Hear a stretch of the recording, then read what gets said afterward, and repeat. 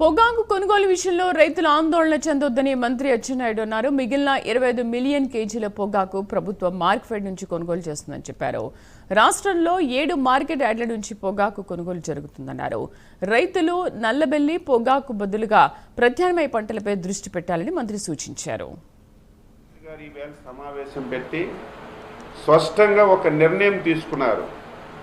ఏదైతే రిమైనింగ్ ఉన్నటువంటి నల్లబెల్లిని 2 కంపెనీలు జీపీఐ, ఐటీసీ తప్పనిసరిగా 20 నుంచి 25 మిలియన్ కేజీలు నల్లబెల్లి కొనాలని చెప్పి వాళ్ళకి స్పష్టంగా ఆదేశాలు ఇచ్చాం. వాళ్ళ నుంచి కూడా సానుకూలంగా మేము ఈసారి కొంటామని చెప్పి సమాచారం ఇచ్చారు. దీంతో పాటుగా అనేక చిన్న కంపెనీలు ఉన్నాయి. ఈ కంపెనీలన్నింటికీ 20 మిలియన్ కేజీలు పొగాకు కొంటామని వాళ్ళు కూడా చెప్పారు. ఇవన్నీ కొన్న తరువాత కూడా ఇంకా ఒక 20 నుంచి 25 మిలియన్ కేజీలు పొగాకు ఇంకా ఉండిపోతుంది. దీన్ని ఏం చేయాలని ఆలోచన చేస్తే మనకి రైతులు ముఖ్యం.